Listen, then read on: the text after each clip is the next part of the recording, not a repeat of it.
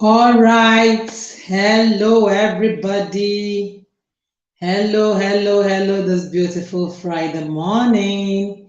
Good morning to every one of you that is here waiting. Oh, someone is already waiting already, and the ones that will join us in this session. How are we doing? Thank you for joining me this morning. Thank you so much for being here. I want to see I want to see people tell me something. Good morning, Mr. Edikan. Thank you for being here. You're so much on time. Thank you. Thanks for being here. Thank you, everyone, for being here. This morning, we're going to be taking ourselves on a very interesting ride, right? As parents of young children, working with young children, whatever capacity or wherever capacity you're working with the children, this is going to be an interesting ride for all of us this morning. So welcome everybody. Tag a friend, tag a family member, tag everybody, anyone you know that works within the children's fair. Let them be in this session. It's going to be a very interesting one and an eye opener to so many of us. So it's important that we do that. Please invite others to be part of this session. Let them know that we are all learning here, right? Thank you for being here. Thank you so much. So if you can hear me clearly, let me see it in the comment section. Let me see it in the comment that you can see me and you can hear me. Let me be sure that I'm not talking to myself. If you can hear me, please say, yes, I can hear you. Please say, yes, I can hear you. Let me be sure that I'm not talking to myself. I want to see that in the comments. I want to see that in the comment before we go ahead. Please let me know that you can hear me loud and clear. Let me know, people. Let me know in the comments that you can hear me loud and clear.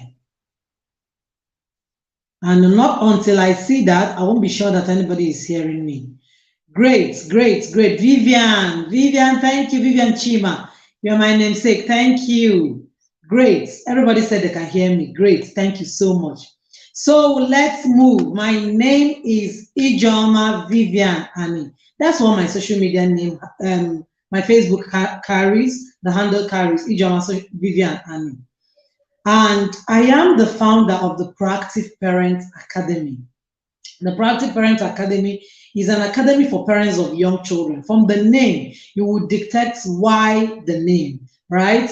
Being proactive, walking ahead, learning ahead, preparing ahead. So it's for parents of young children and parents that are yet to have children, that are already preparing, planning to have children. It means that premarital counseling or classes parents that are still on the preparation stages are welcomed into this community.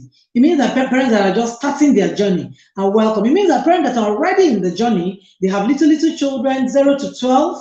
This is the window where every work is. They are most welcome to this community, right? This is the place where we shape, mold our children, to become all that God wants them to be, because the huge work of parenting is actually in this age. I know that every phase and every stage of parenting has its own challenges. It's all daunting for every phase, trust me. But the huge work is to be done within this window frame. And when you do this work within this time, you would struggle with other phases of the child's life. Trust me when I tell you that. I'm talking from experience and from many of the things that I have seen growing up and what studies and researches has also proven, right? So it's important that we understand this. So we in the Proactive Parents Academy are helping parents to raise their children, being proactive, learning ahead, preparing, planning, working with vision, working with their whys, why they are doing what they are doing, because we realize that is a huge work within this time. 0 to 3, 0 to 7, 0 to 12. This is the time where everything you need to put in place, need to have a structure, need to have a system that will help you, begin to run this race, because we're the first people raising digital notice. So we are the people who are first class of informants to these children, right? And that's why we are preparing ahead of situations for us to be able to do this job that God has given unto us. So being a proactive parent, what we do there is to share knowledge, to equip parents with all the tools that we need, the skills that we need to be able to do this work, because it's a huge work. Trust me when I tell you this, it's a huge work for us, because even us, we don't even understand the world that we are raising our children. Even us, it's confusing for us, right? Because this is the first digital natives that we are raising. So it's important that we get to know, understand all of these things, and get into the proactive parents communities on Facebook, on Instagram, on Telegram, everywhere.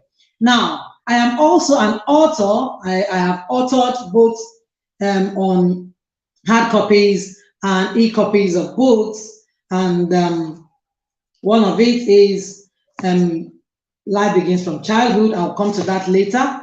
I'm also an author, I'm also a speaker, and I also run a tribe of parents that we call Build Your Home Tribers in the academy, in the Proactive Parents Academy. Now, this is where we do the processes, right? Because whatever we share in the online space is just like, getting informations, viral informations here and there, tips here and there. That's not the process. The process is when you get into, that day-to-day activities that help you build this plan, build these skills, get this knowledge, get this understanding, get this discretion to be able to do all of the work, all of the holistic work that is involved in raising our children. So thank you, everyone. This is me in a nutshell. I'm also a mother of 4 children. I have a daughter and 3 sons biologically, and many other children that are around me that are not biological children, yet they are my own. So this is me in a summary, so to say. So thank you for being here, and please let other people know that you're here. And today we have this webinar we have titled, Why You Yell and How to Stop It. Very interesting topic.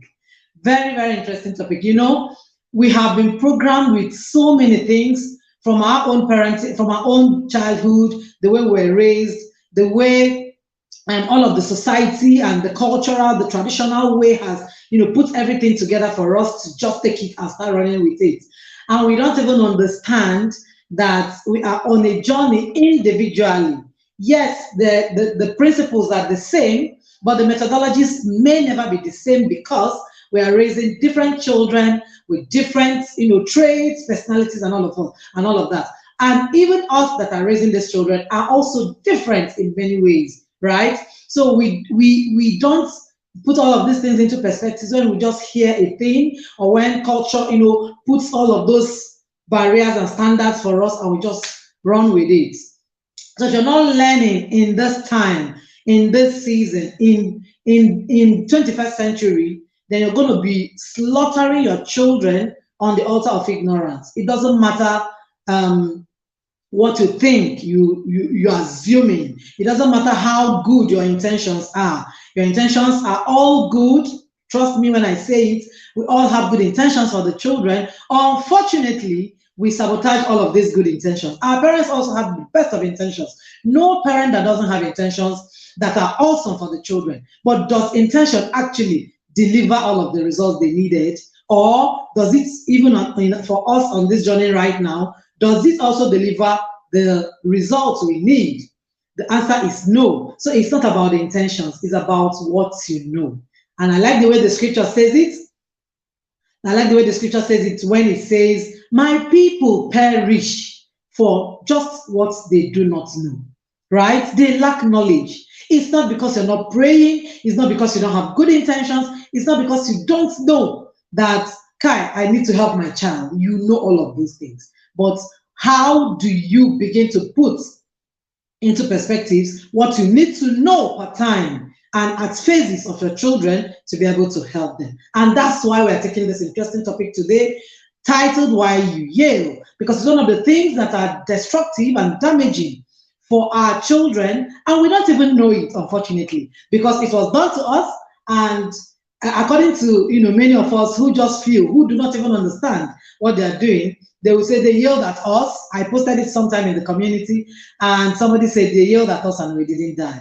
Unfortunately, she does not even realize that there are damages she's already going through. There are childhood traumas and damages that she is already going through, but she does not even know that she's repeating a cycle. And she does not know that it's affecting her right now. And she's even paying the price without even knowing. That's the level of what ignorance can do to us.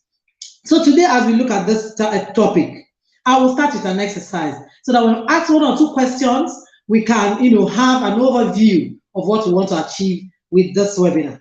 So, number 1 is, why do you yell? That's the number 1 question. And I want to say it in the comment section. Just tell me, those things that get you angry, get you agitated.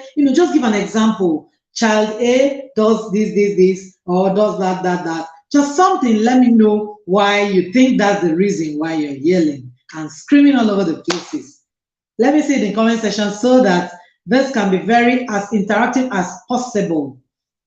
Why do you yell? That's a question. Why do you yell? Why do you yell? Why do you yell? Let me see it in the comment section. That's an exercise that we're going to be taking to help us understand what we're trying to do. So why do you yell? Why do you yell? Question number 1. We're going to be taking everything 3. That's what I put up in the flyer.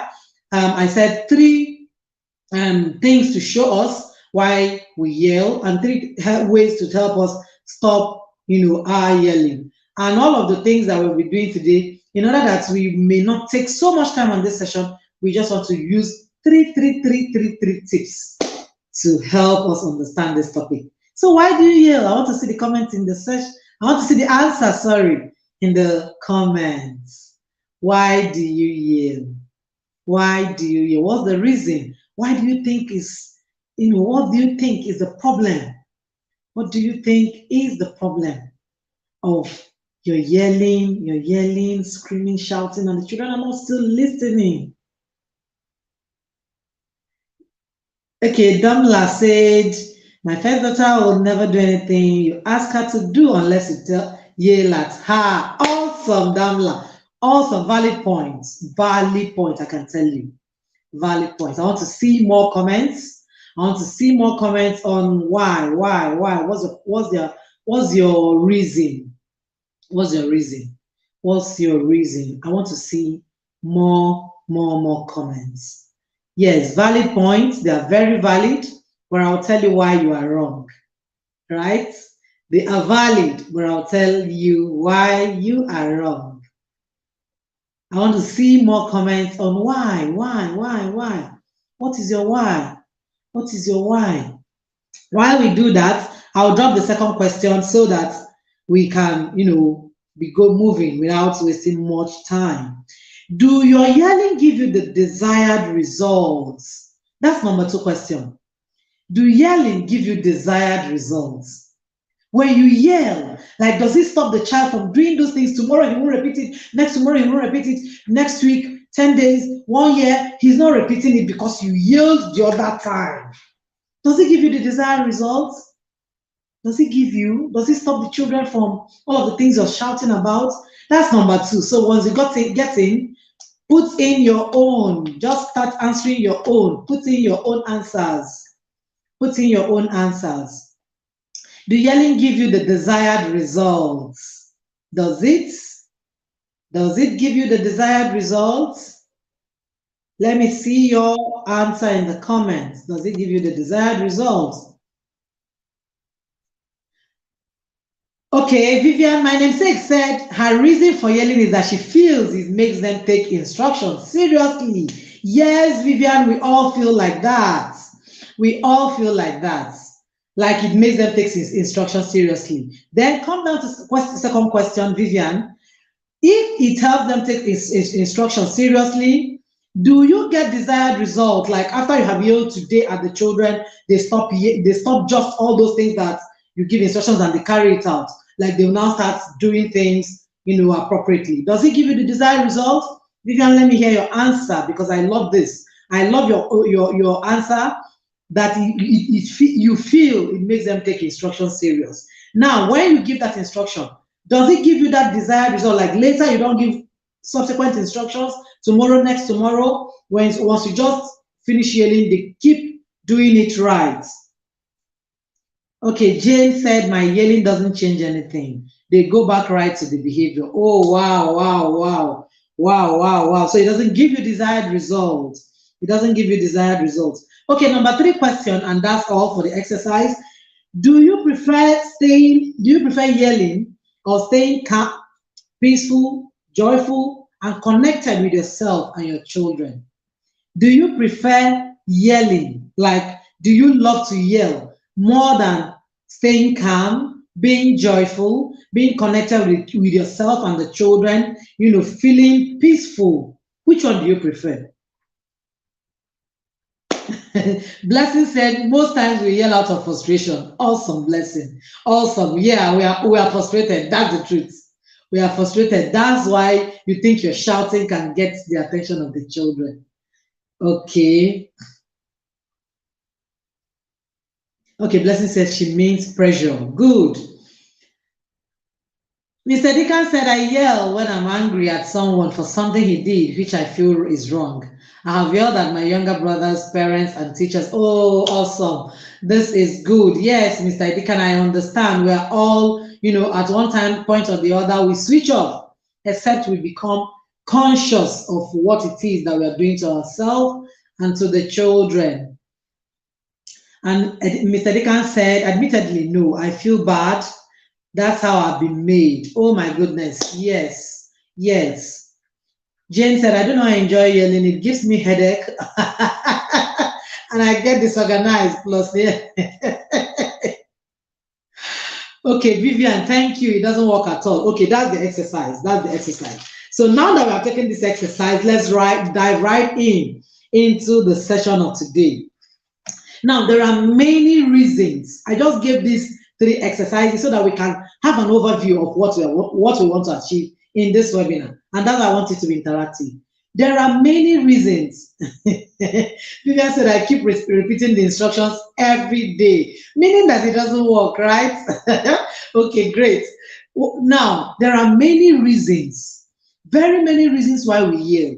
And because I had a PhD in yelling, and I saw how I nearly destroyed and damaged my own children, I took it upon myself to take this journey, so many years ago, 9-10 years ago, to be able to, do it right and better, because our traditional way of raising children said nothing is wrong, but we did not know. Even our parents, even the ones that raised them, nobody knew, because they didn't have access to knowledge. Very few of them in their time had access, so they didn't know the long-term effect. And so when you're looking at them today and saying, it did not do them anything, that are just children, they will forget. Sorry, they will forget. And the damage will be there. And the long-term effect will come back later. Sorry, Mr. Edikan, we are all work in progress. There's nothing to feel wreck about, right? This session is to open our eyes to understand even more why we shouldn't go that route, because of the long-term effect. Now, I said there are many reasons why we all yell, very many reasons, right? For both parents and children, we're going to be sharing three, for us to understand these things.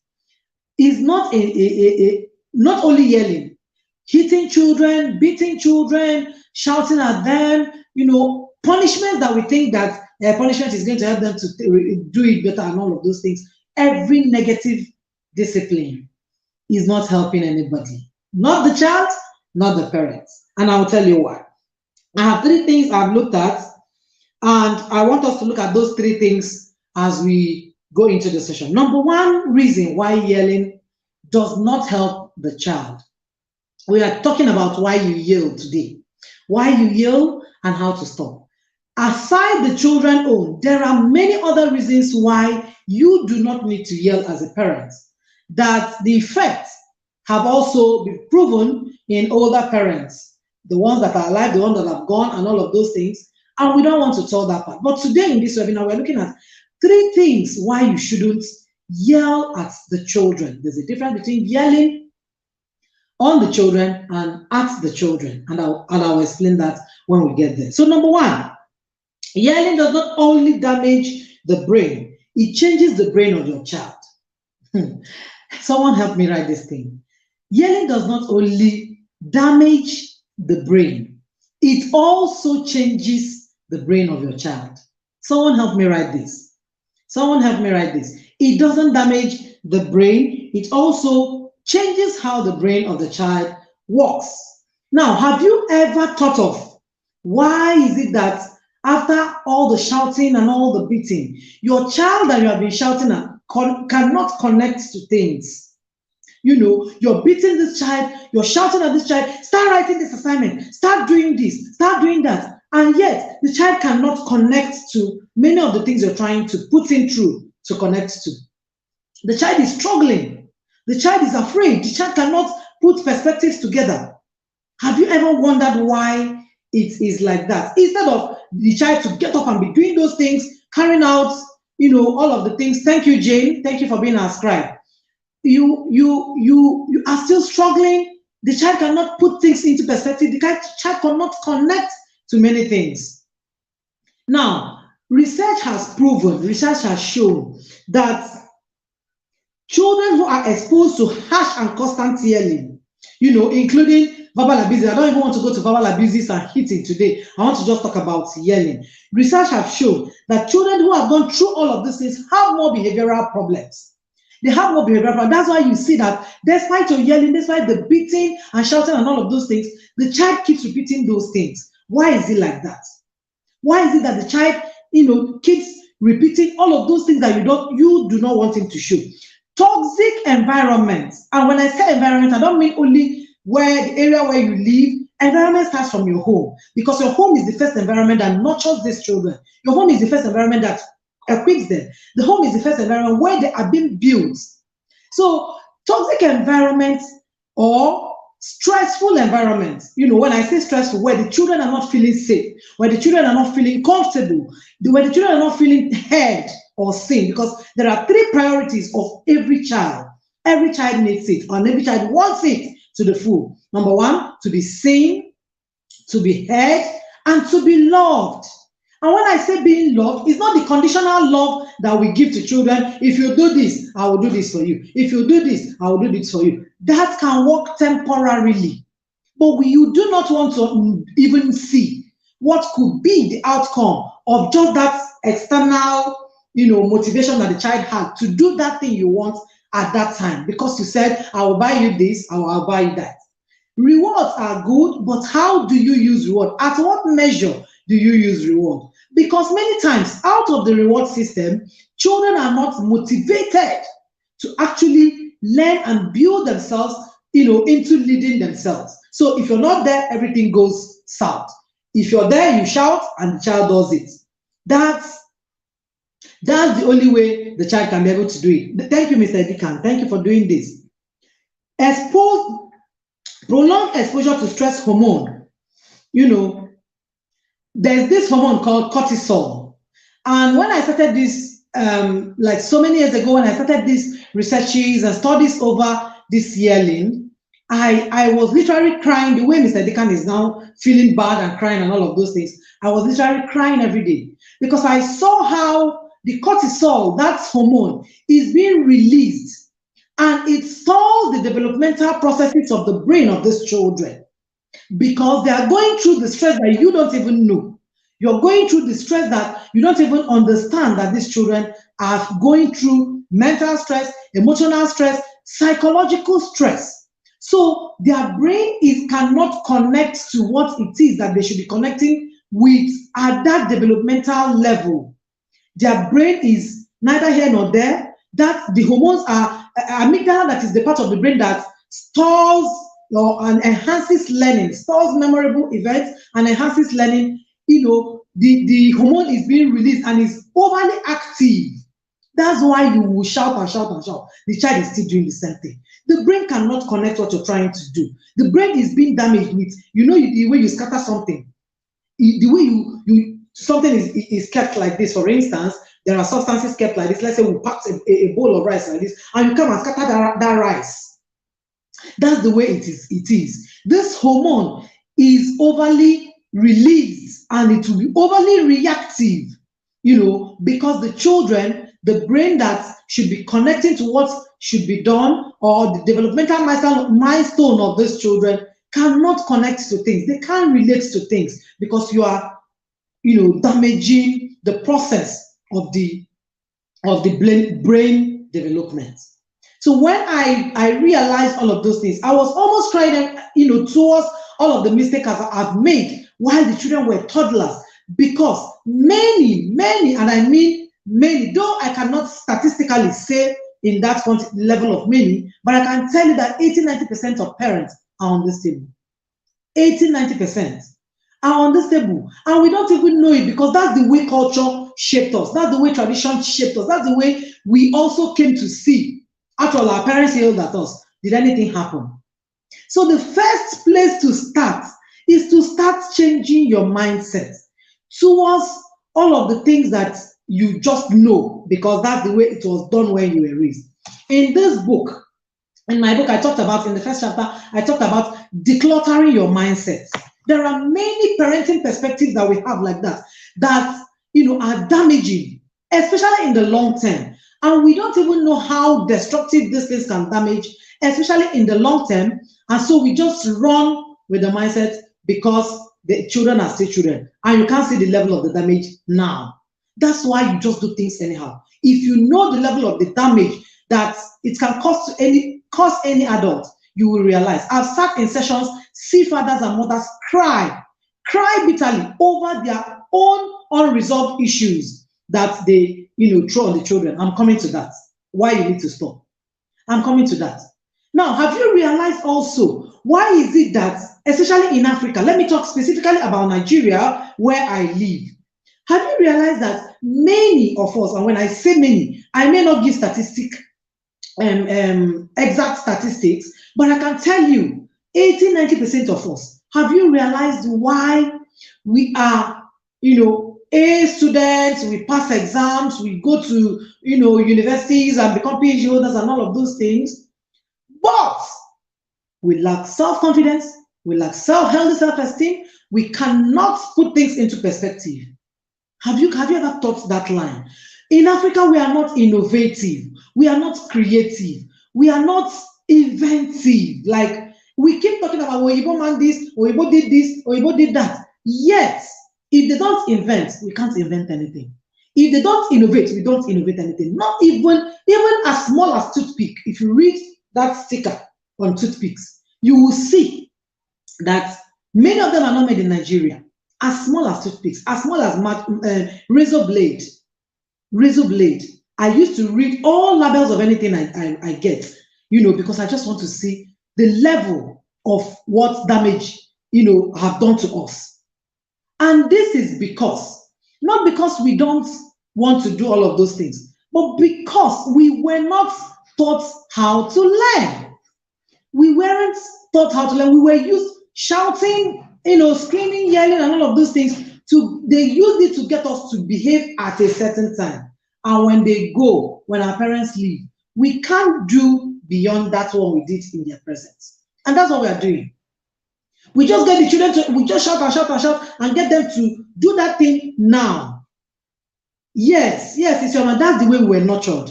So we just get the children to do it at the now.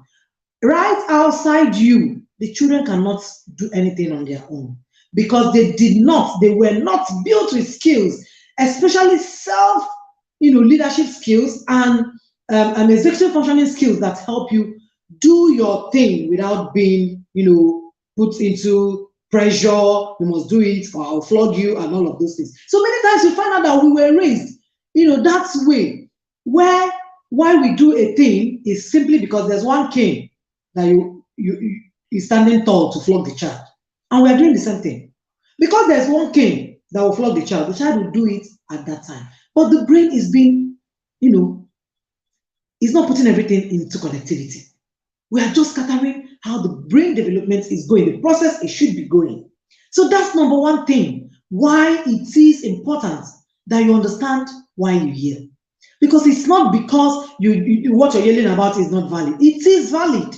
I'm telling you, the struggle is so real. It is valid. But when you understand brain damage, when you study neuroscience, you will understand that many of the things we are suffering in Africa, and as a Nigerian, I can tell you, many of the things we are suffering in Nigeria is primarily because of the way we were raised. And then generation will keep coming, doing the same thing, going around the circle, and it keeps going. We cannot challenge status quo. We cannot change a system. It is the way it is done. That's why I started with that example of the woman who posted in the comment section where I shared this and said, they yelled at us and we did not die. Yes, you did not die. How productive are you? What is the level of the problem you can solve today as an adult? What is the level of solution you can bring on the table? The answer is no, because the brain cannot put things together. The brain cannot put things together. There are a lot of damages that you don't even know. You're lashing out of your own frustration, out of your own unresolved self. You're pushing it on the children. So when you hear what you hear our parents say, including myself, while I was going through all of this, is this child? The child made me this. The child made me to shout. He's always stubborn. He's the one doing this. We keep thinking it's about the children. No, it's not about the children. It's about your unresolved self. It's about what you have not been resolved in your own childhood. I'm all coming, to all of those, perspectives as we proceed. So certain areas of the brain that are important, and I've given example, amygdala, prefrontal cortex, these are areas of the brain that are in charge of learning, and we are damaging that part of that brain. So literally, the child is not really learning what you want him to learn with your shout. The child is not really, the memory is not really picking it because you're damaging that part with your shouting. It's not developing well. So what you see is the child will keep struggling, and yet the issue is still there. You're still shouting, the child is still doing the same thing over and over again. So it is important that you understand that unresolved self is the major reason why you're screaming and shouting everywhere. Your unresolved issues coming from your childhood, that's why you're screaming. And because you too were treated like that, you're doing it to the children without even knowing the consequences attached to it. That's number one. Number two, yelling develops and grows aggression. Now, when I say that yelling, grows aggression, I will share a statistics with you in this number two. A recent statistic, a recent survey that was carried. I follow all the surveys in interesting areas, especially development, behavioral development of children. And now that we live in a tech world, I also try to follow many of the statistics. In this part of the world, we don't work with statistics. Nigeria, for example, we don't work with statistics. We're not interested in statistics, so we don't even know the level of what we are leaving on the table and the level of damages that we are causing that we don't even understand. Now, aggression that you're growing, I have a practical example and I've had several of them. Why it is important that you understand that your why you're yelling is that you have been developed to become an aggressive person. And when I say aggression also, it could also come from your traits as a person, your personality as a person and all of those things. But primarily, why you have been shaped to become aggressive, you did not know you have been shaped to become aggressive all the while because you were living in your parents' house, you lived in school, so nothing to put you into the position where you will show your true person. So parenting, exposes all of our infallibility. Because many of us think we are infallible because we are parents. Children shouldn't challenge us. We don't make, even if we make mistake, our own should not be talked about. It's the children's own that should be talked about. That's you trying to sabotage yourself. That's you trying to sabotage yourself. So while you have been developed and built and shaped to be aggressive, you didn't know. You used to say, you hear parents say things like, I wasn't like this. I wasn't like this. My children that are causing me this. No, you were. But it has been hidden all the while because what would expose it hasn't come. So parenting exposes all of our childhood traumas, all of our past. Parenting will expose it. So if you have not known that, just get ready. Parenting will expose it. Put it in the comment section for me, Jane, or whoever that is there to write. Parenting will expose everything about our past. Parenting will expose everything about your past. Now, while we're talking about the danger of being aggressive, let me share a statistics. Let me see. Let me share a recent statistics that, okay, great. Now, the University of Michigan in the United States shared in a very, in a recent survey, I think this was December 2022, come January, that was 3 months ago, come January 2023. And they shared on this survey and realized from the study of what they carried out. And the study says that with the children they used for this study, the more of those children that got spanked, yelled at, especially yelling, the more of them were confronted by parents who were aggressive and who were lashing out their frustration on the children. And this got to the biggest chance where the children can develop depression, anxiety, frustrated life in adulthood, and lack of effective adulthood. Lack of effective adulthood, adult life. Now, when I read this survey, the reason why I'm sharing the survey is not for us to, feel guilty. Oh, I've killed my children, I've destroyed my children's brain. No, that's not it. The reason is for you to understand that the damage is not now. You're not going to see it now. Even though many of us will see it now, like I saw mine.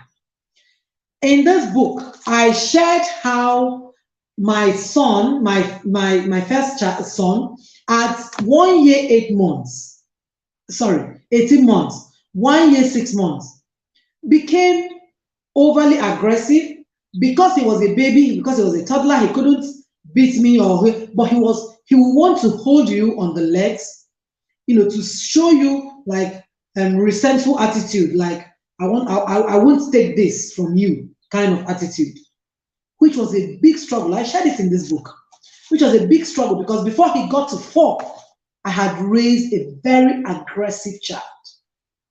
That's my story. That's my story. And I'm sharing it for you to know that any damage you see in any child, 10, 11, adults, it didn't start that day. It is either the parents were nonchalant about it and keep saying, the mantra that we have, we like to believe fallacy. And he will outgrow it. She will outgrow it. In this part of the world, we like to believe fallacy. Nothing will outgrow there. If the parents do nothing about it, nothing will happen. No changes. And that's why you see that when these behavioral attitudes and behavioral development escalate to higher other problems, and many times even to bigger crime in adult life, we start running helter-skelter to churches and start instigating people. This is devil, is evil spirit. They say it's possessed, this and that. 90% of times, those things we call evil spirits, this, that, are not truly what we tend them to be. They are many times things that came from a faulty and ignorant foundation of how that child was raised.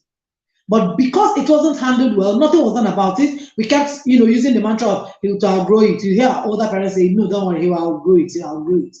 If truly a child will outgrow certain kind of misbehaviors and just turn out to become the way we keep saying in Nigerian palace that we turned out okay.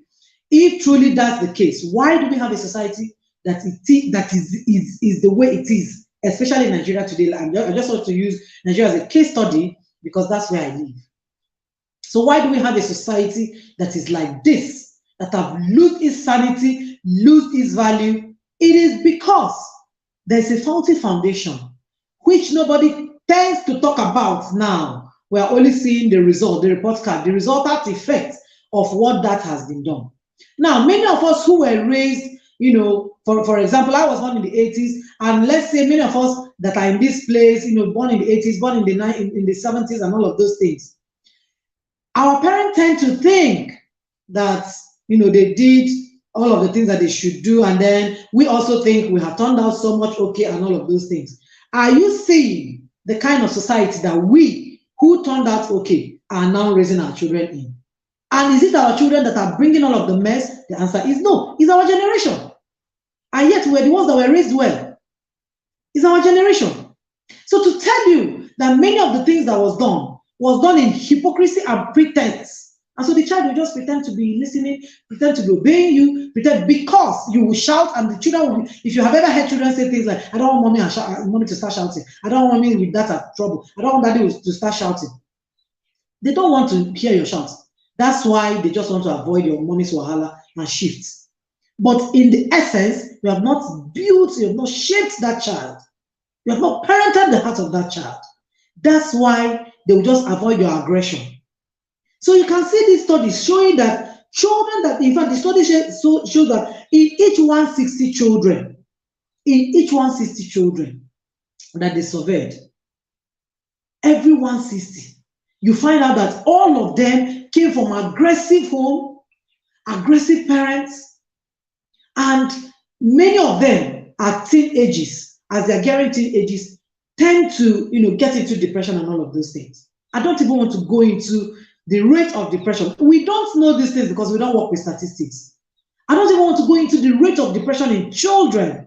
We don't even know that children have mental problems, mental health issues in children and in young adults. Just last week, 3 days ago, a 25-year-old boy was sharing with me, after the mother had told me all the sweet things, he knows her son, she knows how the son does this and does that and does that and does that.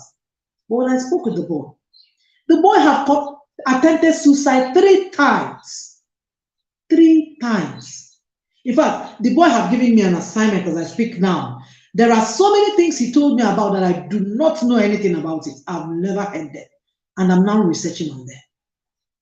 So if you don't even know that children have mental health challenges, children do. I've worked with families where small children, when I tell them, can I talk to your mom? No, I don't want my mommy to struggle. I don't want my mommy to struggle. Age 8, age 9. And I look back to realize, yes, it can go that south. Because at 4 years, I had a son who was literally aggressive. You know what 4 years is. You know what a 4-year-old child is. As small as that. But did he start at that 4 years? No. I saw him at 18 months holding him on my leg, or anybody who wants to enforce something on him by force, like, go and pick it. He will hold your leg, like trying to resist you. So that resistance was a pointer to something. And I needed to find out, why is this boy resisting? Is it me? Am I being forceful? Am I being controlling? What exactly is the problem? Why this boy is resistant? And I kept on, studying, taking course as far back as 2014, when all of these things, because I knew something was wrong. And I had read, many books that opened my eye. I took some books from my daddy's bookshelf and all of those things. And one particularly opened my eyes to so many destructive things that could happen to a child because they were not handled well while they were children. Essential Upbringing of Children. That's the name of the book. You can get it. My daddy bought it in Bristol Library, London. So I had read many books that have opened my eyes. So I was on check, wanting to understand what exactly is happening. Why is this boy resistant? I did not realize that I was aggressive also, because the moment I want to tell him, he will refuse, and I'll now say, come on, get up. I will shout to him, I will raise my hand up, I will open my eyes for him. He was just 18 months. So he was soaking it in. The environment was creative. He was soaking it in. And then at 4, I'm wondering, why is this boy aggressive? What happened was because he was soaking aggression. And that's why you don't need to even consider or think of yelling, because you will literally have aggressive, destructive children. Very, very aggressive, destructive children. Okay, what's the name of the book? essential upbringing of children. My daddy bought it in London in the 80s. So that's number two, the reason why you shouldn't yell. Now, when I say aggression, yelling could be, a kind of alarm, like to draw something, a child back from danger. Maybe there's fire outbreak and the child is trying to, you shout and say, come back, this, that, that kind of thing. In the no yelling challenge that we're going to be having next month, one of the things we're going to be showing you is why how to understand when your yelling becomes destructive. Now, is it that we can't yell? Yes, essential upbringing of children. Is it that we can't yell when we see danger? No. We can yell at, not yell to the child. Sorry, we can yell to, not yell at the child. That's a form of, bringing the child back and bringing the child out of fire, out of any danger that the child is about to. Okay, 2 days ago, I just heard something fell in the sitting room. And my last child was there. I just screamed, Aka, where are you? He knows that was an alarm to draw him out of whatever that is falling from that place. Let it not be on him. And I ran, dashed out to the sitting room to find out where the thing was falling from. Right? This is yelling to a child. The child knows that you're trying to bring him out of danger.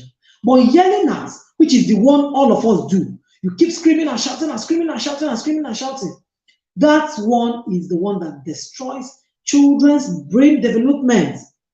That one that destroys children's brain development. So I remember also the days when one of my children will literally don't want to hear school. And when I ask him, why are you afraid? He will say, I don't want auntie, I can't remember the miss, whatever that is the teacher then. I'm still coming for Nigerian teachers. On a good day, on a good time, I will come for them because they are part of the things that we are facing as challenges with the children. And she will say, my baby will say, no, miss, this will the way she shuts people down, the way she shuts, she keeps shouting and shutting me down and all of those things. So when you shut the child down, the child tends to soak in. The child tends to, feel less of himself. And so he wouldn't want to raise his head. And that's why aggression also tends to shape the child, because the child will think that the only way to communicate is when you scream. So when people tell me, like the way Vivian said, is it Vivian or who said in the comments that they only get to listen to instruction when you scream? When you scream, you are only telling the child, or you are forming your children to believe that the only time you are serious is when you're shouting. So when you're talking to them, calmly, normally, they won't listen to you. But when you raise your voice, you find out that they listen. That is you programming your children like that, because parenting is programming. All of the things we are doing is trying to program our children the right way. So whether you're doing it intentional or not intentional, it has a consequences and an effect. So the effect of your yelling has programmed your children to believe that it is only when you scream and yell and shout, that's the only time you are serious. And that's why in the no yelling challenge that is coming up, we are going to be taking the route of why is it that I was programmed this way, and how can I uncover myself and resolve my trauma imprint, to be able to help my children, so that my children will not be programmed like that.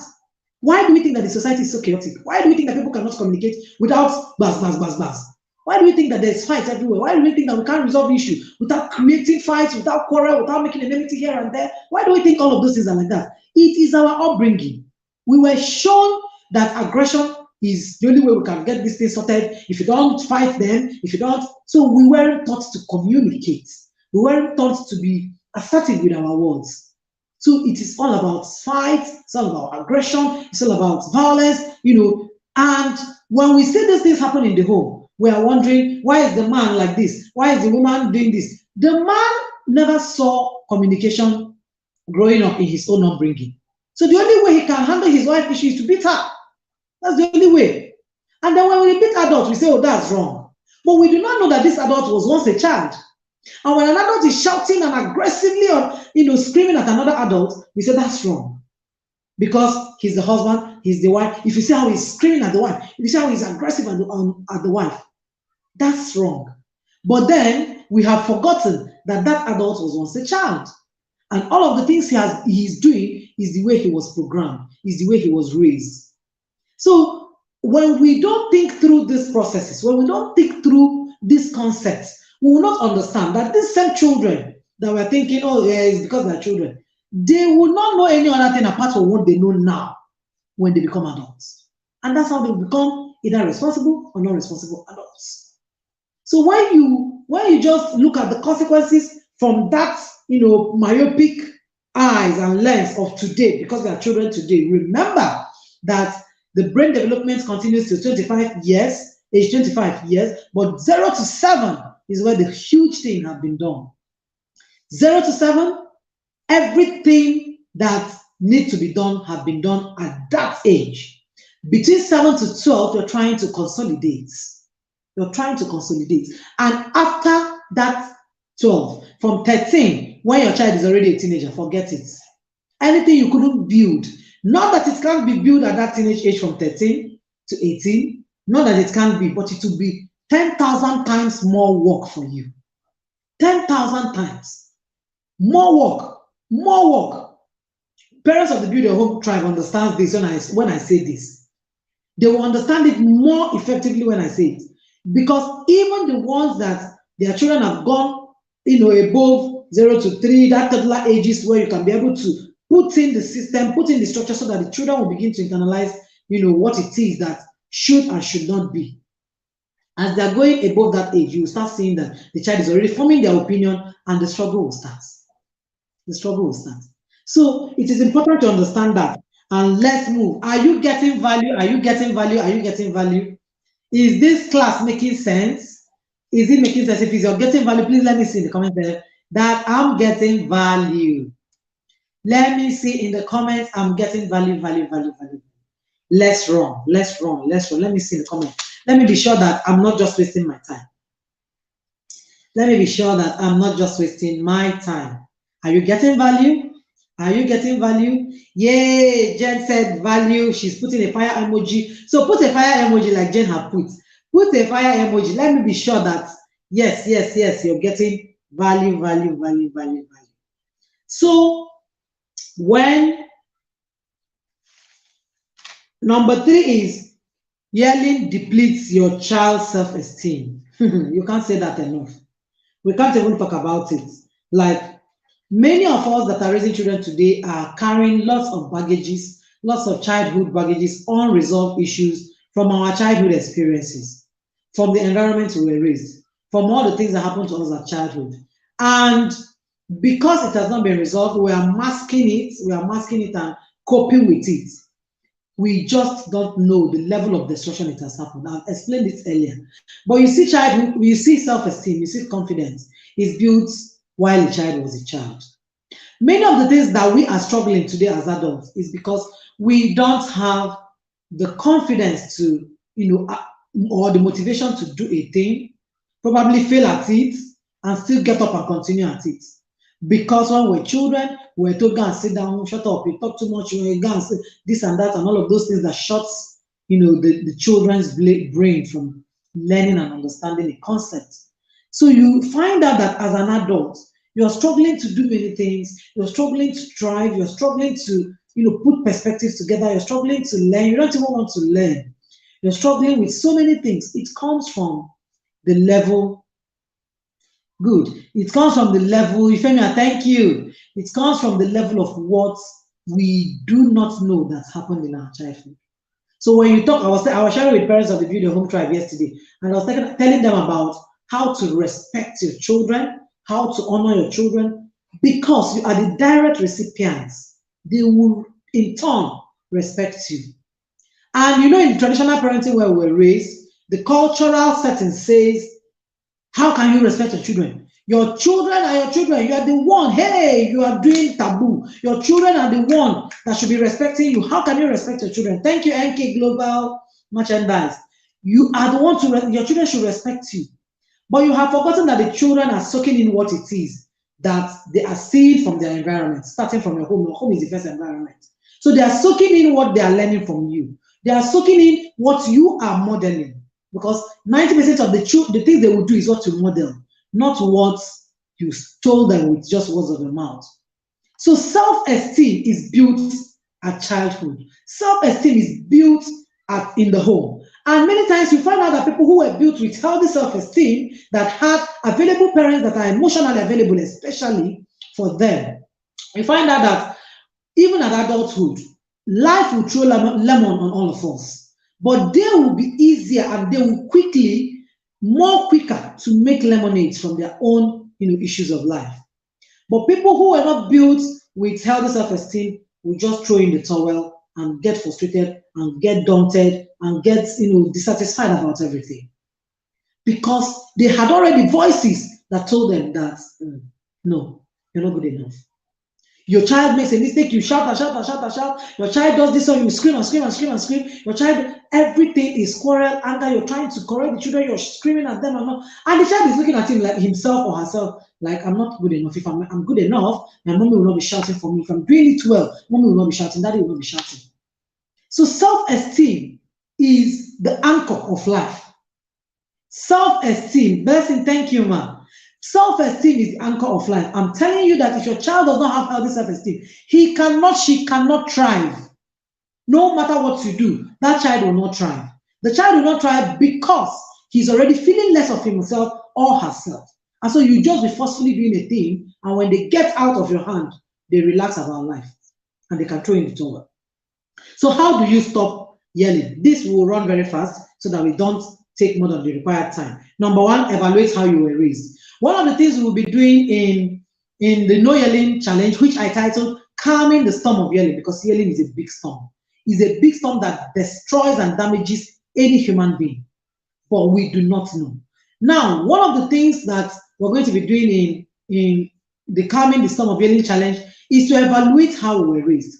We're going to be having the challenge for 5 days, but after 5 days, we will be doing an exercise for 30 days. On our own, every one of us will get a notebook, a notepad. Every one of the challengers will get a notebook where you'll be taking an exercise of what you'll be doing with the children. Do to yourself each day for 30 days.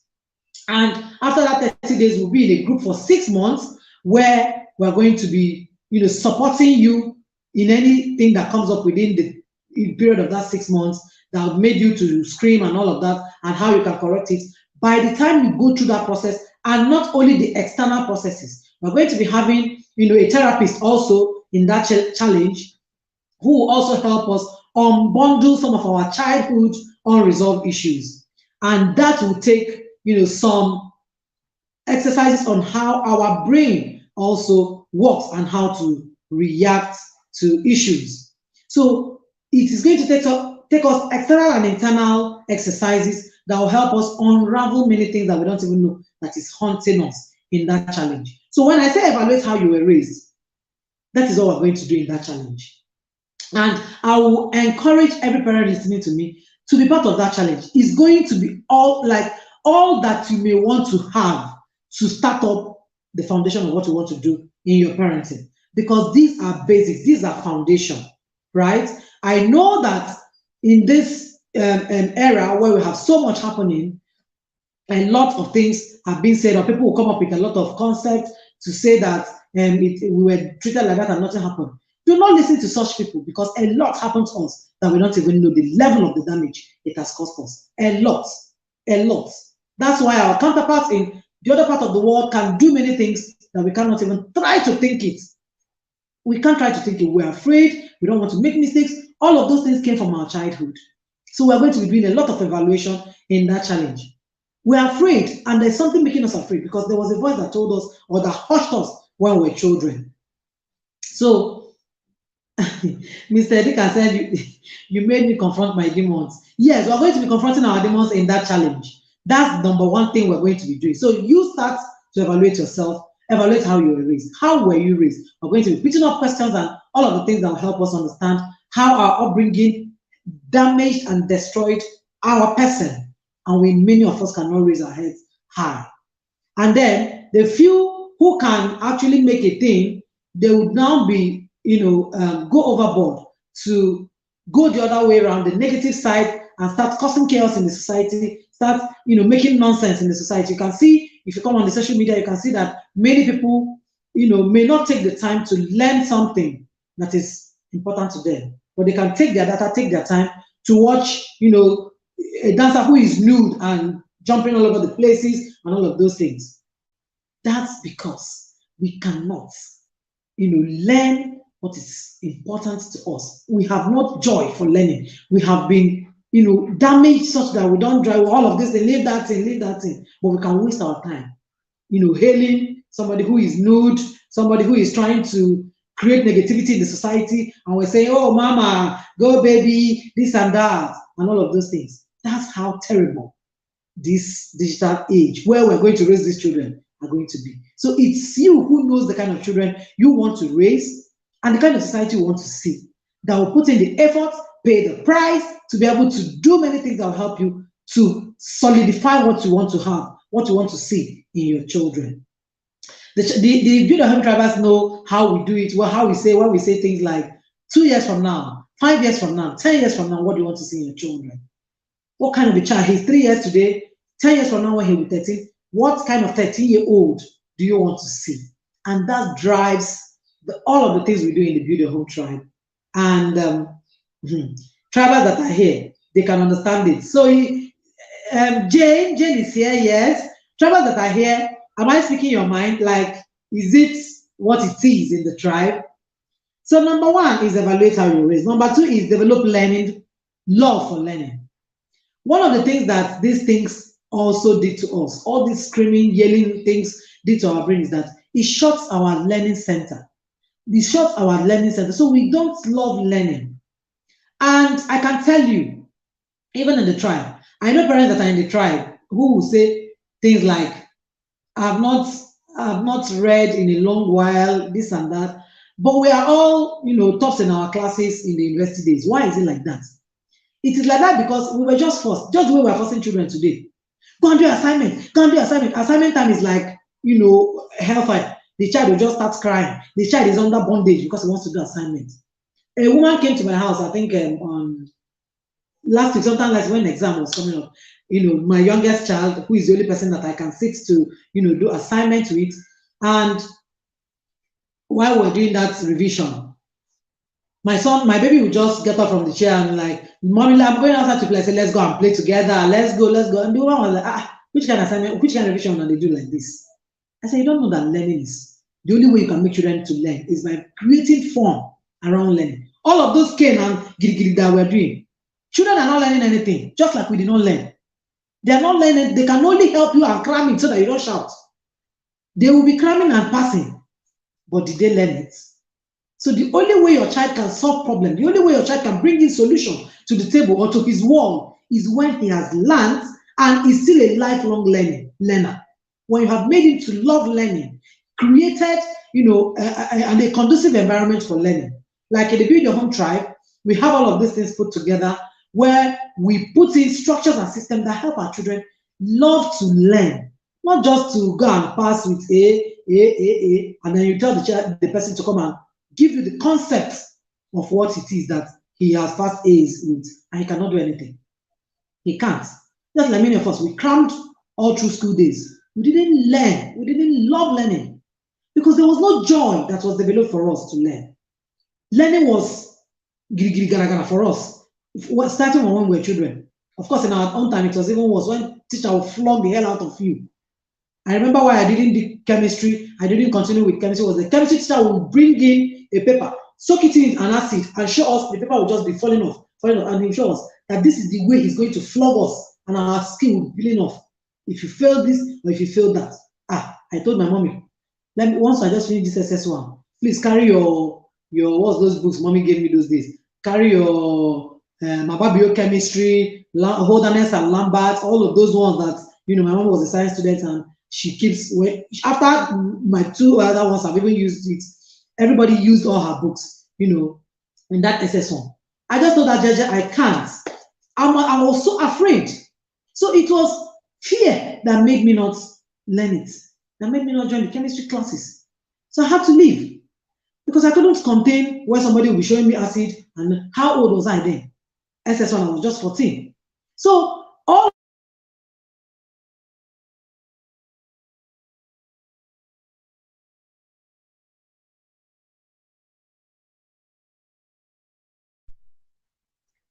sorry, I think the network was off. All of our children learn with fear, and so they cannot store many things in their brain. They can't stop. They don't have love for learning. They don't have joy for learning. If you come to the Build Your Home Tribe, you will learn. You will learn like you will learn.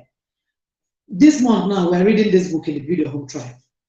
How to raise an emotionally intelligent, responsible child. So you don't just sit down and say the child is doing like this, the child is doing like this. What are you doing to help that child? And if you are not doing that thing, how do you want the child to do it? Just the way we're forced to do. Many of the things we didn't even see our parents doing. Of course, when it comes to knowledge, many of our parents didn't have the kind of access we have today to knowledge. But do you have any reason? Our generation had no reason at all, because God knew that we're going to raise digital natives, and Kokoma provided us with the digital and the technology to be able to combat the war.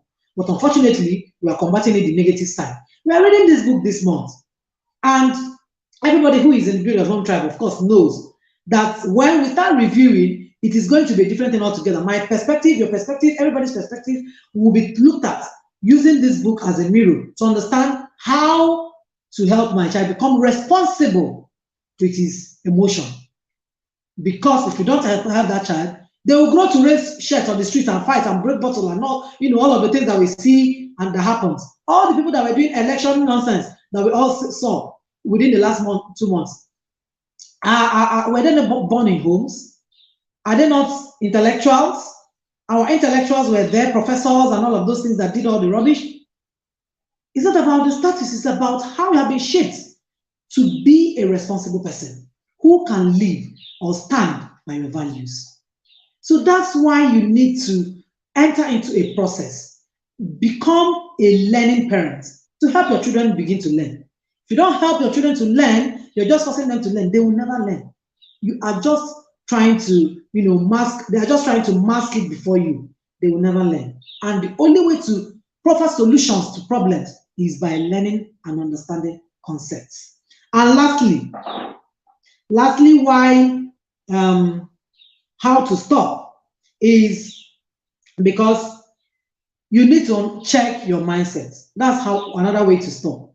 You need to check all of the things that tradition have told you, all of the things that culture have shaped us to believe, that that's the way. If you don't beat a child, he will disrespect you. He will grow up to become naughty boy. I was sharing with the parents of the tribals yesterday how if my daughter, who is the first, sees where a child is being hit or where she's so surprised. Because while she was a toddler, I had already read a powerful toddler book. I don't know why I kept that book now. A powerful toddler book that helped me. And she will hit me like this, and I will take her hand and suit. There's something called suiting calming. And I'll be suiting the hand. And I'll tell her, you don't hit a human being, you suit the person. You use your hand for suiting. You don't hit. I'm not an animal. You don't. So my baby at that age, of course, you know that it's a developmental milestone for children to hit or bite you or fall on the ground. These are all developmental stages. We're not going to go into that. But she learned this early enough that you don't hit a human being. And so when she got into preschool, nursery, primary, early primaries, she would look at like, mommy, this auntie this or miss this hits the child, this, he was hitting so person, it made me cry. It was surprising to her because we have programmed her already that you don't hit a human being, you suit. But if she will hit me and I'll hit her back, just the way tradition will say, culture have built us to believe that if you don't hit the child back, the child will start, he will become naughty, this and that. Who told you that? Parenting is programming. It is what you're trying to program the child. So what is your mindset about behavior? Because everything you're saying as misbehavior, trust me, there's a reason why your child is doing like that. I shared it in this book, chapter 3 of this book. There's a reason. You're the person who have not learned, who doesn't have the knowledge of what the reason is. There's a reason. So when you see a child doing this, doing that, don't bother yourself. Find out, invest in knowledge, trying to understand what is happening. Why? What am I supposed to do in this? Don't say, I've done everything. I've tried to do. This child does not. He wants to embarrass me. You have not done everything. You just did what you knew. That's just what you did. But as for everything, no, you have not done everything. Because I also said that. Why will my son be doing like this? The sister did, until I began to learn. And I understood, oh, I'm raising a different child from this child A that I had before. And today, I can tell you for sure that I feel like I don't have little children. Not because they're not still little children, but because so much has been done. I've done so much with them that has built them, programmed them, and shaped them to be able to, understand many things, especially skills, and all of those things. A few days ago in the tribe, there was a tool we shared to use our bonding, and every child was involved, whether you're 0 age. Every child. You imagine what will happen if a child begins from 0 age to 3, 4, 5, and then maybe to 10, doing a particular thing, not doing a particular, understanding a particular things in a particular way, and having a perspective in a particular way. You can't even fathom what and how the child will begin to look at life generally. At 10, you have a baby adult who can lead himself. A baby adult, literally, right? And it is because they know so much of what their counterparts do not know, or what their counterparts cannot do. That's just the place of knowledge. Because the difference between you struggling and who is not struggling, or whose struggle is lesser, is because there's a gap, and that gap is not what he knows that you do not know. That's all. So these 3 things are a place to start, looking at how to stop. When you evaluate yourself, you start developing love for learning. Don't be pushing your children to go and learn. Do.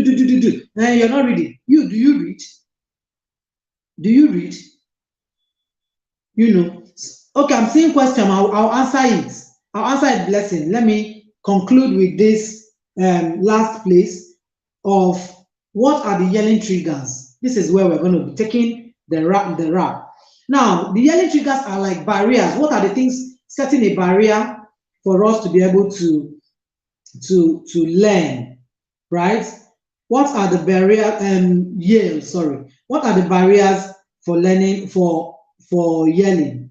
Number 1 is, I said there's something called neurobiological responses. Many of those things you may not understand it. Tribals will understand, some of these things because their webinars, they are learning, and all of those things puts these things in perspective. But most importantly, in that no yelling challenge that is coming up, which I urge every one of you that is listening to me to sign up for that challenge. It is going to be something that you won't forget with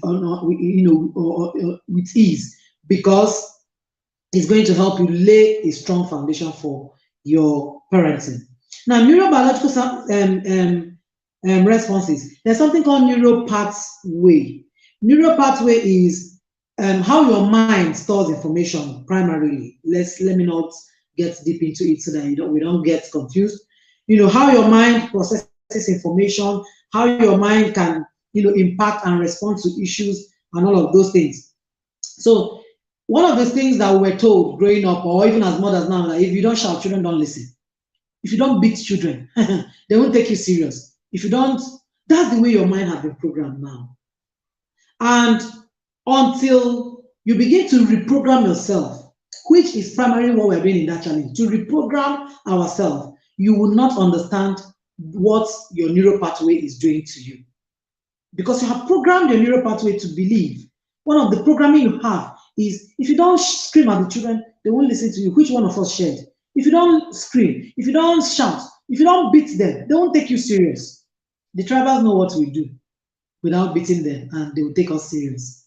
If you don't beat them, they won't take you serious. If you don't do this, they won't take you serious. If you don't do that, that is the information that has been stored. And that is what we want to, what is triggering you.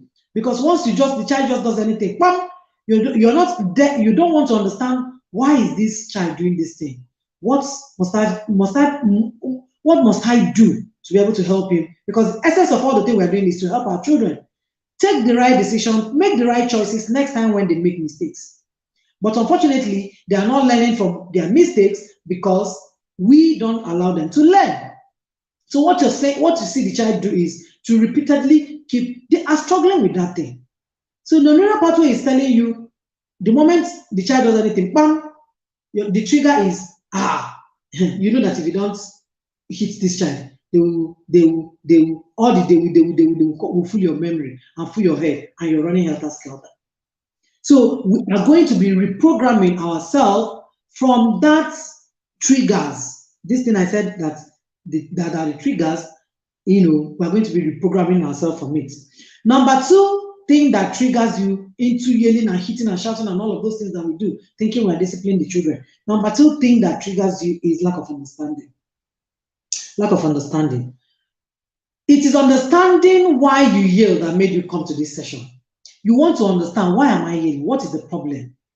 And we knowledge, understanding, wisdom, discernment, all of those things that we use interchangeably, they are not really the same thing. Knowledge is knowing what to do. They are not really the same thing. But understanding is, what is the why? Why am I doing like this? What is the reason why? So you want to find out why. So when my child does anything that is, against the family value, against our standard, and I'm looking at like, what happened? Why is it like this? Why? So that's why is the specific thing that will make you to understand what you should do better next time. So what is your why? You don't have an understanding of what you're doing, you lack understanding, that's why you're triggered. The child does anything, bam, you're flaying up, you're shouting, you're reactive.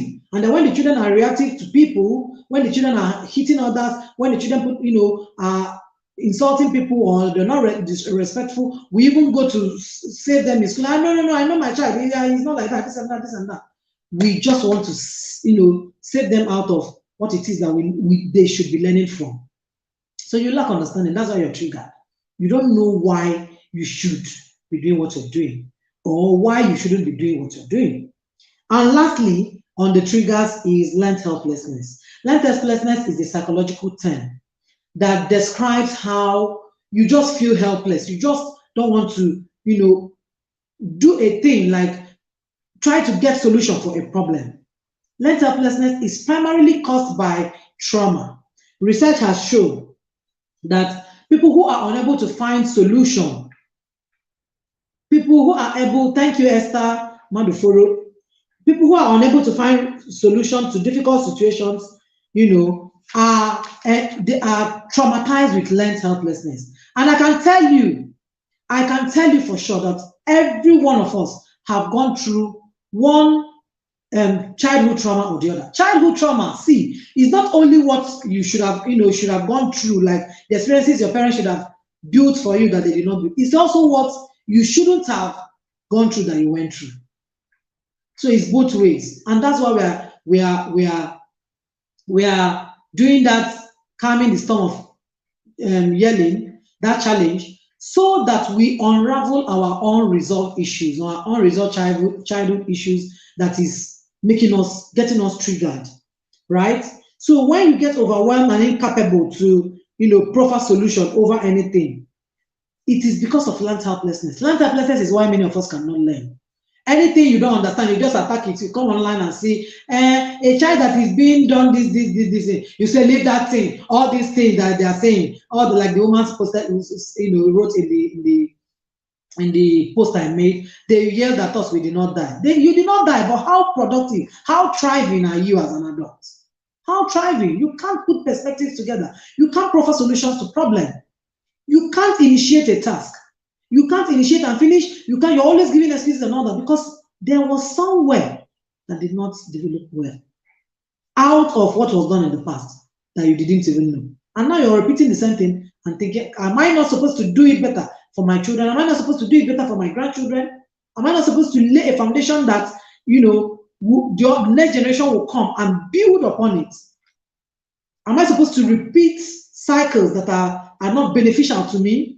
Don't I know where my counterparts or what my counterparts are capable of doing in a better environment. We're all crying about Nigeria. What happened to Nigeria? What happened to Nigeria is simply the way Nigerians were raised. Simple. You get an opportunity, you want to devour public fund, you want to destroy everybody because you're in the position. Because somewhere, somehow, we're told that if you're older or if you're higher, the ones beneath you are under you, so you can match them. And it starts from parenting. Oh, no, no, no, no, no. You cannot apologize to your child. Won't you? Your child, you that gave birth to the child, you'll not be apologizing for your child. God forbid, this and that. And then tomorrow you want the child to learn how to apologize. You want him to feel bad when he does something wrong. You want him to feel bad when he does something wrong. So the truth is, what is happening to us in Nigeria is the way we were raised, nothing more. We were raised into dysfunctions, and those dysfunctions is repeatedly speaking. Who would believe that in 2023 elections, the Nigerians or Nigerian people would do the kind of thing they did, in trying to manipulate and all of those things? Did it stop the fact that they don't have status? Did it stop the fact they don't have reputation? We're not talking about reputation. Reputation is what others think about you. Character is who you are. We're talking about character. What kind of character do you want to see in your children? We're talking about character. We're talking about values. We're talking about integrity. Can we reckon to all of these people? That's why being Professor this and Professor that, this person and that person, can we reckon them as people of integrity? The answer is no. So what happened to us is the way we were raised. Learned helplessness is born out of trauma. People who experience abuses, aversion and situations become helpless and they can't do nothing. They can't change anything. When they come into a situation that something is going wrong, they can't change it. That's the way many of us, we just came into the world and saw that we can't just help many situations. We can only complain, oh, the child is, oh, did this one, oh, this one did that. We can't bring in changes. So it is basically the way we're raised. Now, while we conclude this session, I want us to know that all of those things that you see, for instance, you got married, you saw some dysfunctions in the family, you saw this, you saw that. God entrusts you to do something better than what you met for the next generation, starting from your children. And that's the only way we can break negative cycles. In this book, I said somewhere that many of the things we call generational curse, there's no generational curse anywhere. The generational curse is that your grandfather did a particular thing the same way, your father did it, me, I came into life and continued like that. It's a cycle, and because it's running like that, it's following us like that. That's why we call it generational curse. It's not generational curse anymore. That does not mean that there are no, evil specks, here and there or something for people who believe anyway. For people like me, my faith does not even think of the devil. My faith thinks only of God. And so, when you don't change a situation, it keeps repeating itself. It keeps repeating itself. Whether in your finance or marriage or parenting, anything you do not bring in changes. You don't have a higher knowledge that counteracts the knowledge that you met. You cannot do beyond what the other people have done. You can't. And that's why learned helplessness is almost a struggle for many of us that were raised in this part of the world. So by next month, we are by May, the challenge will start in May 1. We are launching, okay, tomorrow is April 1. So we'll bring out the details for the Calming the Storm of Yelling Challenge, where we're going to be doing the higher work. What we are sharing today is just the tips, to help us understand the why and how these things run. But we are going to be doing the work of the challenge, of the real work in ourselves on how to stop and begin to live a new life to help our children develop well, build them, have a structure in their life, build their healthy self-esteem, build their confidence, help them to learn. Like I'll answer Blessing, who asks how you help a child to learn. So we are going to be doing all of those work in the No Yelling Challenge. And people who are already in the group, of course, will be having a discount within the next 24 hours before we bring out details tomorrow. Between now and tomorrow night, they will be having a discount. Victor, I don't know if you're here. Victor is part of my team. Victor, if you're here, please share the details now. But if you're not here, I don't know, you share it in the group. But one of the things I want us to know is that we're going to be getting a discount if you do subscribe to that challenge between now and tomorrow. Then the early bird starts and it will keep increasing, from time to time till when it closes on the 31st of April. The challenge will start on the 1st of May. That's why we're going to be doing a lot of work on ourselves, because it's not by just saying it with mouth and not doing anything. The miracle of what we want comes when we do. So we're going to be doing that challenge from May 1 to May 5, and we're going to be taking exercises till May 30th, a bit 31st. I don't know when it ends. Exercises will continue for the whole of the month of May. And then after that exercise, we're going to be in a group for 6 months where we'll be sharing our challenges and sharing other things we need to be doing, we can be learning to help our children. Even the way Blessing is saying, how do we help our children to love to learn? We'll be, doing all of those things within the 6 months of the people who are in that group. So let me come to Blessing's question. Blessing said, Blessing, where is your question? I'm trying to. How do I help my children to love to learn?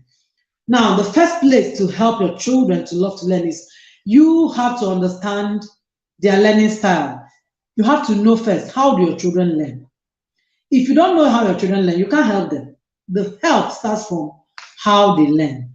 There are different learning styles. I won't go into details into that. If you're in that challenge, you're going to have, more elaborate knowledge of all of these things in that group.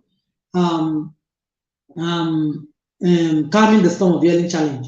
We're going to be sharing things that will help you to love to learn, right? So it's important to understand. Now, learning, people are learners auditorily, people are learners visually, people are learners kinesthetically, people are learners different ways. So if you understand the one your child is, that's the first place to start to help them. Number 2 way to help your children to love to learn is to make learning fun, to make learning to be playful. When your children come to learn, when they come to do assignment, you just carry giri, giri, giri, giri. This is assignment time. Sit down properly. If it's a kinesthetic child, for instance, he can't sit down properly. I'm raising a kinesthetic. I know the struggle. And even school system, I'm still coming for teachers in Nigeria, after now. School system helps to, are not helping matters at all.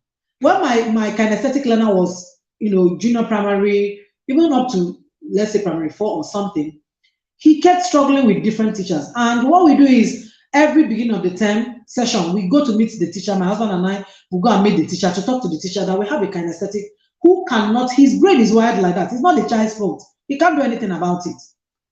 He can't do anything about it. So the brain is wired like that, that they are movement people. They learn through movement. They can move in and you're talking and they are assimilating it. And then you help them as they are growing older, after a time, they can sit for some time, they move around, they play, they come back, and all of those things. That's kinesthetics. You can't do anything about it. That's the way their own brain is wired. There's nothing you can do about it.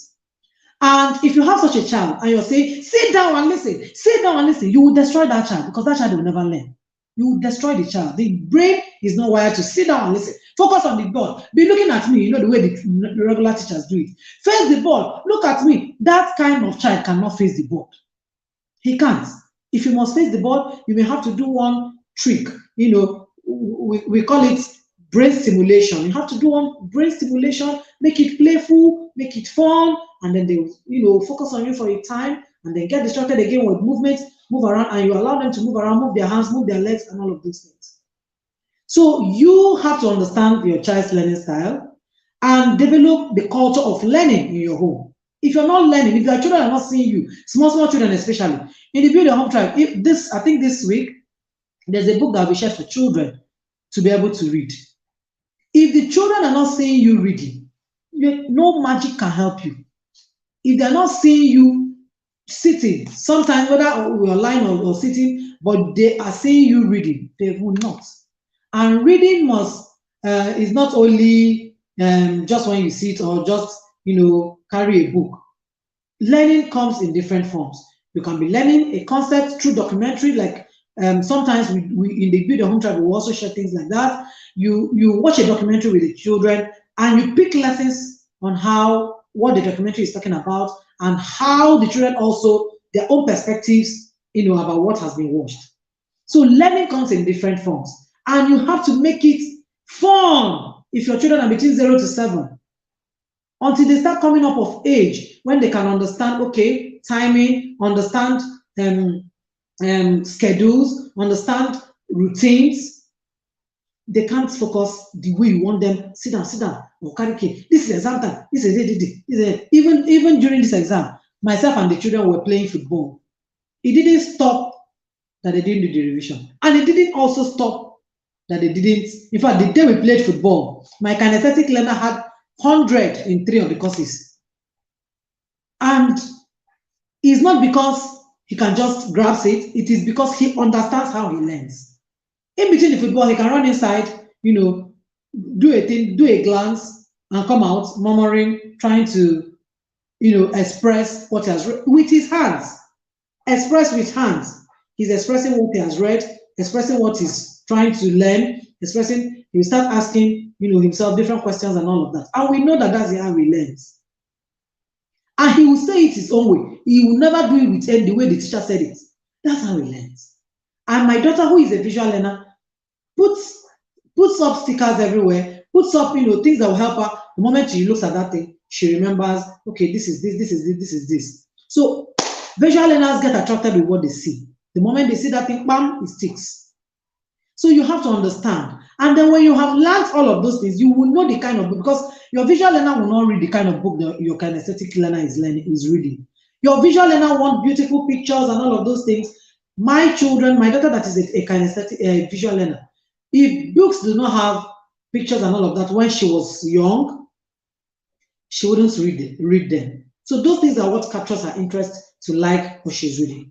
But now, because she has grown older and she has, loved to read beyond. In fact, now we are fighting over reading. If she returns from the dormitory now, it's going to be like every moment she's coiled in the cushion, reading one book or the other. So book now is now the problem.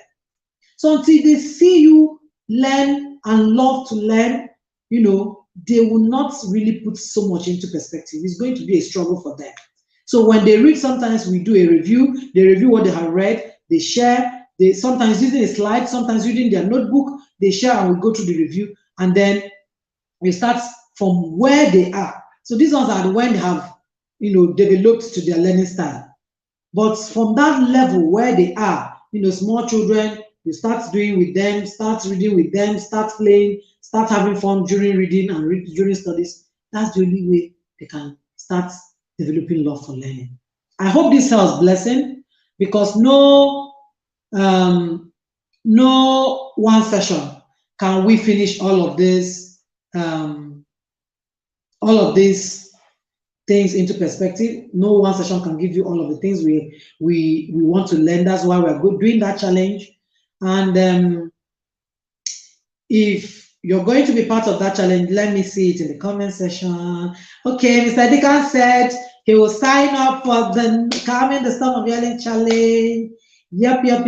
Yes, Mr. Deacon, for you to know that it's not only intentional men are really learning. Mr. Deacon is such an awesome person. I see him follow me everywhere. Every session I come in, he's just there. He wants to learn. He wants to improve on himself. This is a man setting the pace for his home, right? So it's not women thing. Every one of us, men and women, are into this parenting. We are the ones that are giving ourselves the headache of parenting is women thing, or rather, the society have programmed it. Parenting is women thing. So it's only women that goes to learn. So when your children, yes, Jane says she will be there. Jane is a triber. Tribers are everywhere. Wherever I come up, tribers are always there.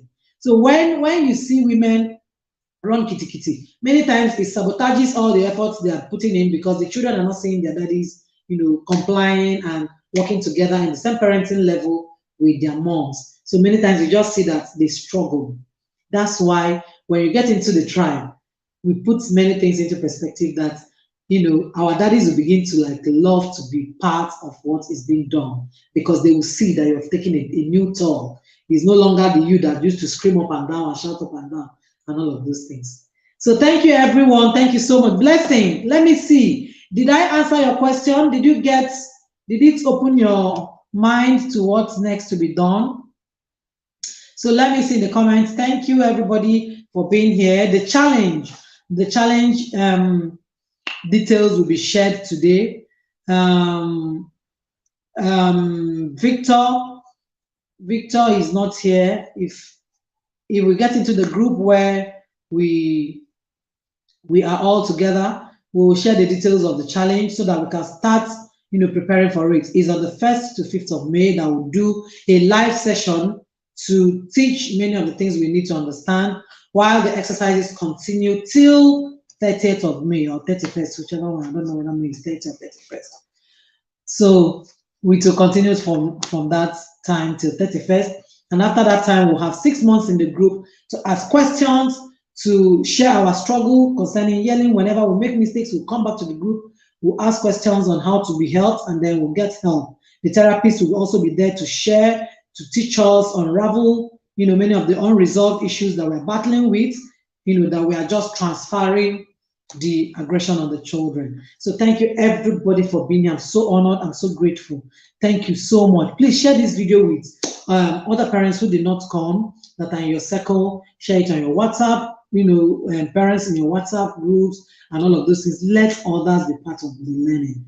When we see new trend, especially when they are negative on the social media, I remember within the week that Blessing CEO was nude in one of the posts she made, and it went viral. It went viral. Everybody was just commenting this and that. Everybody you see will just put it on his wall. It is because it's a negative thing. That's why it's going viral. If it's something important, or that she says something meaningful, nobody will share it. Nobody will share it. So it's important that we also see how we are helping the society to damage more with the kind of things we propagate. What are you propagating?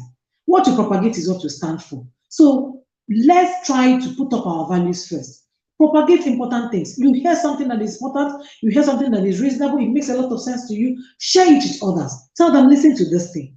They will also get to get the light, because knowledge is light. When God said, let there be light, let there be light, light came. That's knowledge. Knowledge is light. So if you do not share or propagate important things, the society will keep damaging them more. If all that we share in the society is negativity, all the things that happen, husband's bitter, this and that, that's why the society will keep dampening. And our children are saying all of these things and seeing like, oh, this is what the society is about.